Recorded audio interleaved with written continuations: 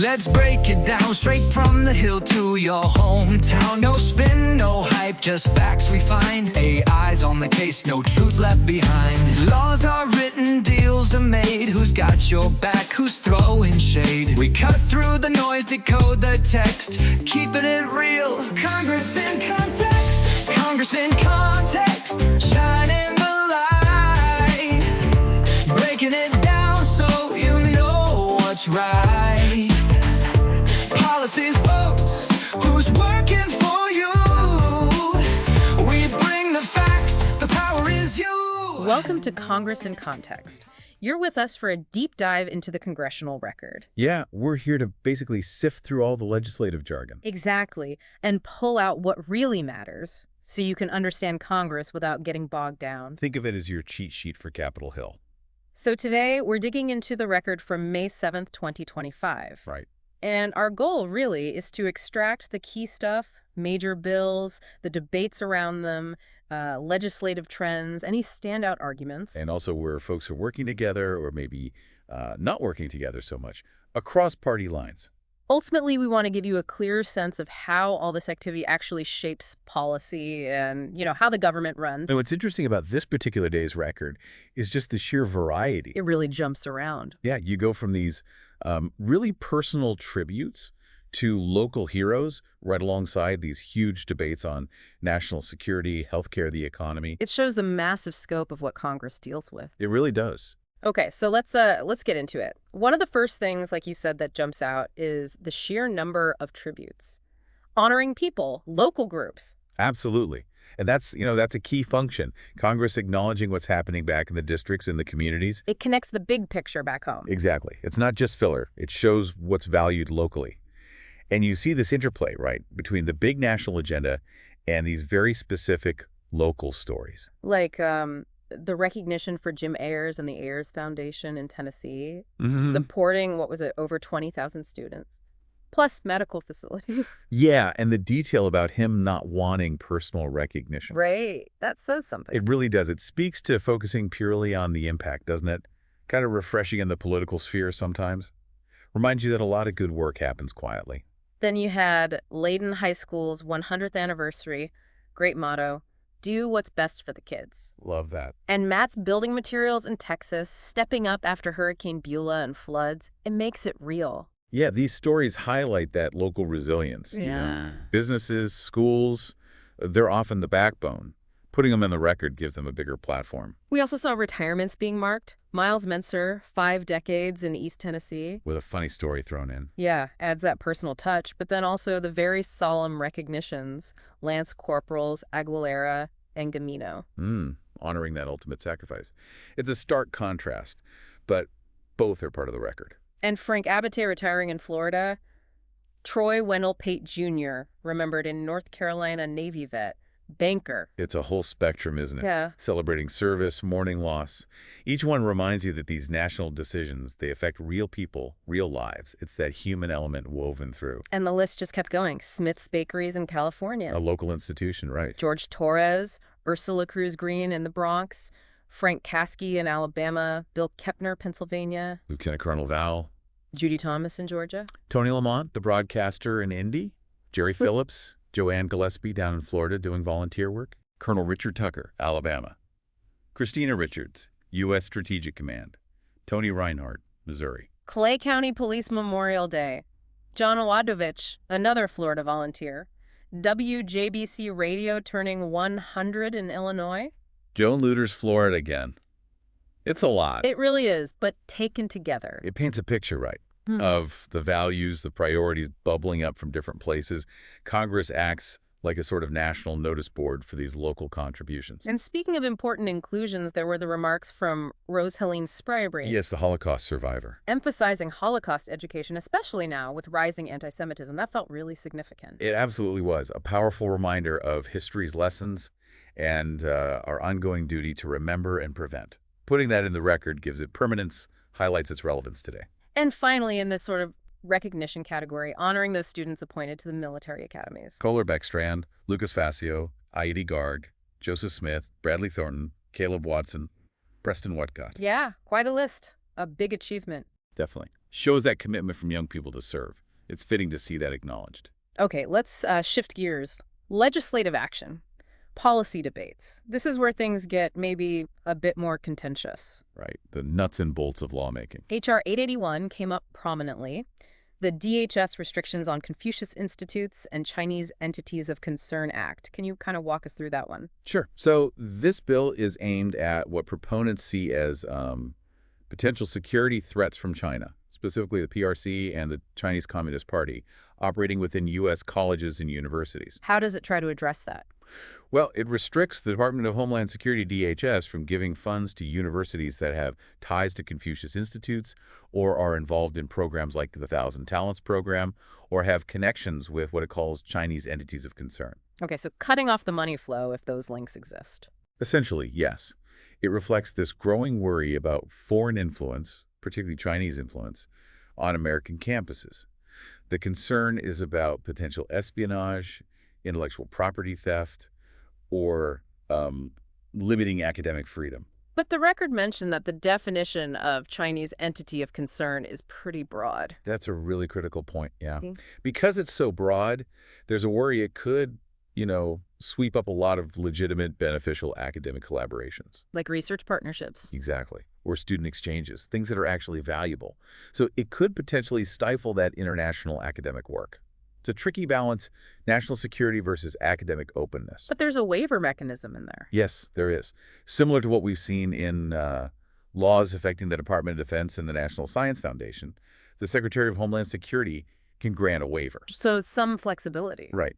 Allows them to say, okay, even with this connection, funding can continue, presumably if it's deemed in the U.S. interest or the risks are managed. Despite those concerns about breadth, it passed the House pretty handily, 266 to 153. That's strong bipartisan support. Yeah. What does that tell you? It tells you there's a widespread concern across the aisle about China's influence in the U.S. There's a shared desire to do something, even if people disagree on the exact approach. It fits this broader trend we're seeing towards a more wary stance on China. Okay. Moving on, there was Mr. Magaziner's call about funding for RUTF. Right. Ready-to-use therapeutic food for malnutrition. He mentioned Adhesion Nutrition in Rhode Island being hit by halted orders. What was the context there? He was arguing for restoring funding, apparently cut under the Trump administration, for this specific type of aid. He framed it as a life-or-death issue for children, drawing on his UNICEF background, a real humanitarian plea. And then Mr. Auchincloss spoke against Medicaid cuts. Linking it to Social Security recipients not seeing benefit increases and stressing health care as a top issue for people back home. That really highlights the ongoing tug-of-war over healthcare funding, doesn't it? Absolutely. Medicaid funding is always a flashpoint. It boils down to fundamental disagreements about the federal government's role, how much to spend, who gets covered. He's framing cuts as hurting vulnerable people and ignoring constituent priorities. It's a core debate about the social safety net. Something else that came up, sounding quite alarming, was data security, specifically mentioning Elon Musk's DOGE employees getting access inside federal departments. Yeah, that definitely raised eyebrows in the record. The concern voiced is that having private company employees embedded in agencies, maybe without super tight controls, could open the door to misuse of sensitive government data. Potential for exploitation. Right, or access by, foreign adversaries.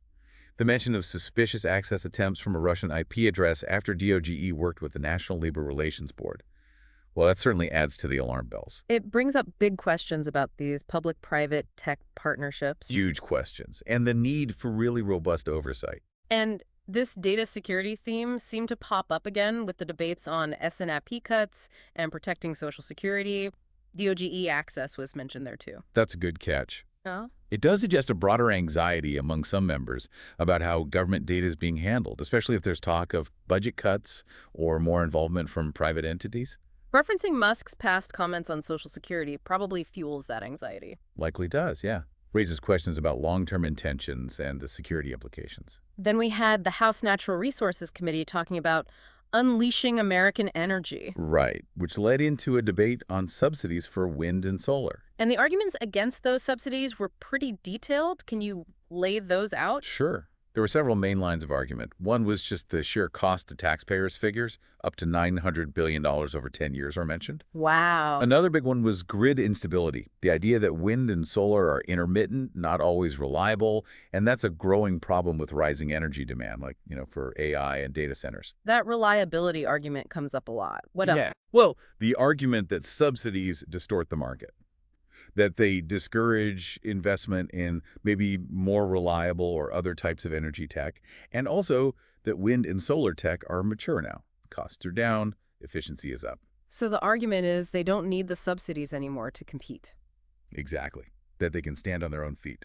Plus, points were made about the hidden costs like needing massive new transmission lines and also environmental impacts, land use for big solar or wind farms, effects on wildlife. So basically, expensive, potentially unreliable, market distorting, and maybe not even necessary anymore. And we should prioritize reliability. That's the gist of the anti-subsidy argument presented. It pushes for a more market-driven approach, letting technologies compete without that government thumb on the scale.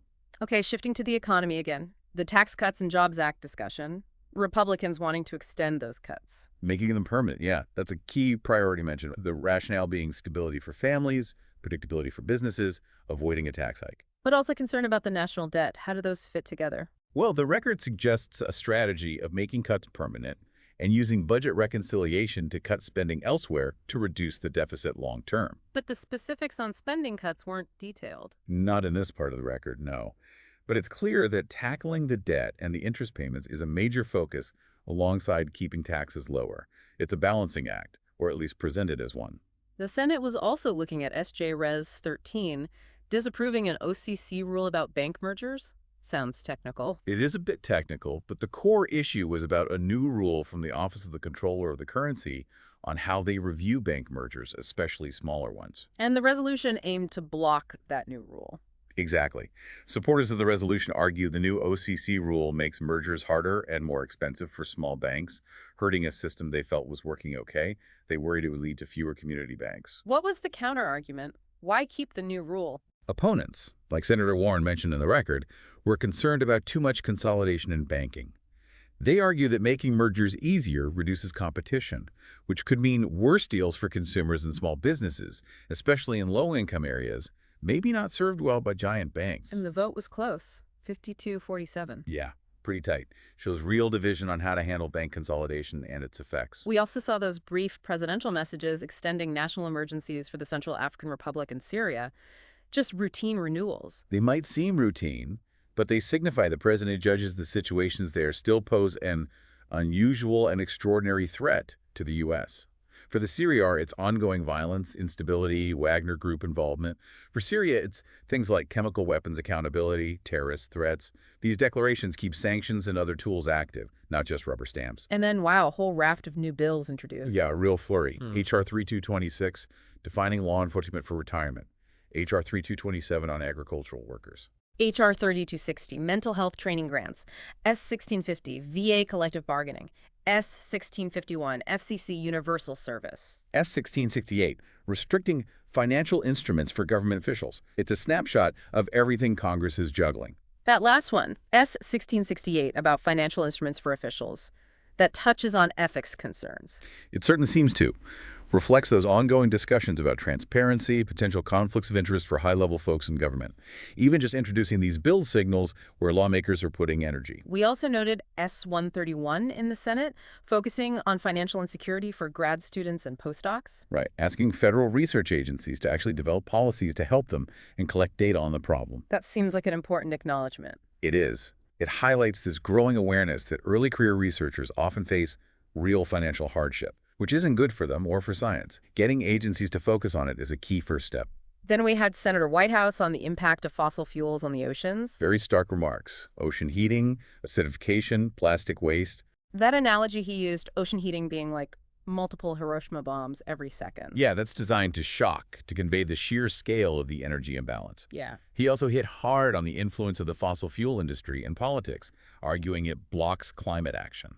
And right after, Senator Markey argued against repealing the FCC rule, letting schools lend Wi-Fi hotspots. A direct counterpoint, in a way. While some want to cut spending, he's arguing internet access is essential.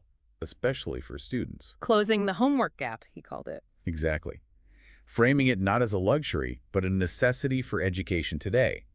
Repealing the rule, he argued, would hurt low-income kids and widen that digital divide. And finally, we heard from Mr. Min on Hatch Act violations and accountability. Right, raising questions about ethical conduct in the executive branch. And Mr. Sherman making a really strong case for American leadership, specifically supporting Ukraine against Russia, urging President Trump to give Ukraine what it needs to win. Yeah, those two speeches really highlighted some major political friction points. Min on ethics and oversight, Sherman on foreign policy, contrasting current approaches with past bipartisan support for Ukraine. So wrapping this all up, looking at this single day in the Ricard year, what's the big takeaway? I think it's the sheer breadth and, honestly, the complexity. You see Congress juggling these very local personal recognitions right alongside massive, complex national and global issues. All at the same time. All at the same time, from community heroes to national security, healthcare debates, energy policy, international relations. It's a huge portfolio. And those debates we touched on, DHS funding, energy subsidies, bank mergers, Ukraine aid, they really show the different philosophies, the different priorities clashing. Absolutely. These aren't abstract arguments. They have real consequences for everyone. Understanding the different sides is crucial. So for you, listening in, our learner, what should you do with all this? How do you stay plugged in? Well, first, just recognizing that the Congressional Record itself, dense as it is the primary source. Dipping into it, even summaries like this, gives you context. Second, maybe pick an issue or a committee that matters to you and follow it more closely. Look at different analyses. And critically, don't underestimate your own voice, right? Definitely not. Contacting your representative, sharing your view, that's fundamental. And hopefully having this context, understanding the arguments like we tried to lay out today, makes that participation more effective. Okay, one final thought to leave you with. We've seen how interconnected everything is, local issues, national security, global events. Yeah. Thinking about everything we discussed today from all those different angles. What's one piece of legislation or one debate that you think might have the most significant, lasting impact down the road on American policy? Something to chew on.